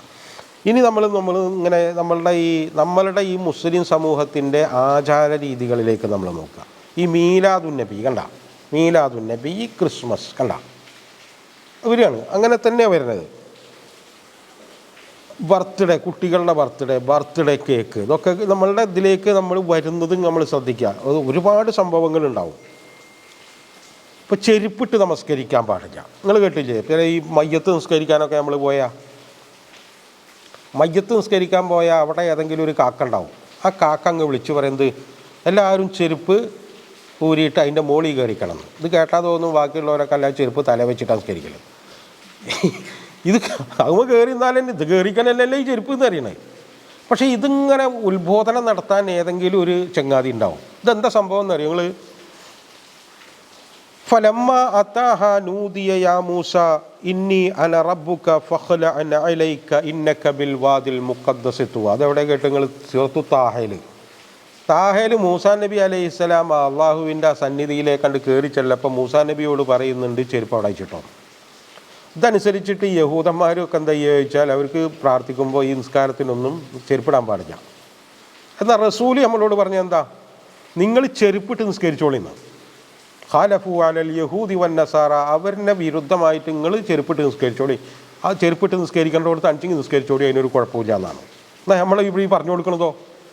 നമ്മളീ പറഞ്ഞു കൊടുക്കും. ഇത് ആരെ നമ്മൾ ഈ ഫോളോ ചെയ്യണത്? അതായത് അവരെന്താണോ ചെയ്യുന്നത് ഇവർക്ക് ദീനും അറിയില്ല, ഒന്നും അറിയില്ല. ഇവർ ചെരുപ്പിട്ട എന്തോ ഭയങ്കര സംഭവമാണെന്നിട്ട് പറഞ്ഞിട്ടാണ് ഇവർ ഇത് പറഞ്ഞു കൊടുക്കണം. അങ്ങനെ നമ്മൾ ഓരോന്ന് അതുമാതിരി നമ്മൾ മക്ബറകൾ, ഈ ഖബറുകളെ വലിയ വിശുദ്ധ ആക്കുക, ആളുകളെ നമ്മൾ വലിയ വിശുദ്ധന്മാരാക്കുക. ഈ വക പരിപാടികളൊക്കെ നമ്മൾ ഈ കൊണ്ടുവരുന്നത് എവിടെ നിന്നാണെന്ന് അറിയുങ്ങൾ? ഇതൊക്കെ ഇവരിൽ നിന്നാണ് നമ്മൾ ഈ കൊണ്ടുതരിക. പൗരോഹിത്യത്തിനനുസരിക്കുക. ഉസ്താദ് പറഞ്ഞു എന്നുള്ളതല്ല, ദീനെന്ത് പറഞ്ഞു എന്നുള്ളതല്ല, ഇന്ന ആളെന്ത് പറഞ്ഞു എന്നുള്ളത്. ഇന്ന ആൾ ഇന്ന കിതാബിൽ പറഞ്ഞിട്ടുണ്ട്, അത്രയേ ഉള്ളൂ. ഇന്ന ആൾ ഇന്ന കിതാബ്, അതിൻ്റെ തെളിവെന്ത്, അത് ആര് പഠിപ്പിച്ചു, അങ്ങനെയൊന്നുമില്ല. ഇന്ന ആൾ ഇന്നത് പറഞ്ഞിട്ടുണ്ട്. ഇങ്ങനെയാണ് നമ്മൾ ഇവരുടെ ചാണിന് ചാണായിട്ടും മുഴത്തിന് മുഴമായിട്ടും പിന്തുടർന്നു കൊണ്ട് നമ്മളുടെ ദീൻ എന്ന് പറയുന്നത് വേറൊരു സാധനമായി. ഇതിപ്പോൾ ഉടുമ്പിൻ്റെ മാളത്തിൽ കയറി വരാൻ കൂടെ നമ്മളും കയറി. ഇത് റസൂല് ഇത് ബുഖാരി മുസ്ലിമും ഷെയ്ഖാനി റിപ്പോർട്ട് ചെയ്ത, ഷെയ്ഖാനി എന്ന് പറഞ്ഞാൽ ബുഖാരി മുസ്ലിമും, അവർ രണ്ടുപേരും റിപ്പോർട്ട് ചെയ്ത മുത്തഫഖുൻ അലൈഹിയായ ഹദീസാണ്. ഇത് നമുക്ക് റസൂല് മുന്നറിയിപ്പ് തരിക. ഏതാണ്ട് നമ്മൾ കൃത്യമായിട്ട് നമ്മൾ ആ മാളത്തിൽ പോയിട്ട് പെട്ടിരിക്കുന്നു എന്നുള്ളത് കൃത്യമാണ്. നമ്മുടെ ഓരോ നടപടികളും നമ്മൾ എടുത്തു നോക്കിയാൽ ബഹുഭൂരിപക്ഷം കാര്യങ്ങളിലും ഇങ്ങനെ നമ്മൾ അവരെ ചാണിന് ചാണായി പിന്തുടർന്ന് കൊണ്ടിരിക്കുക. നമുക്ക് നിർത്താം. വാഖിറു ദഅ്വാനാ അനിൽ ഹംദുലില്ലാഹി റബ്ബിൽ ആലമീൻ. അസ്സലാമു അലൈക്കും വറഹ്മത്തുള്ളാഹി.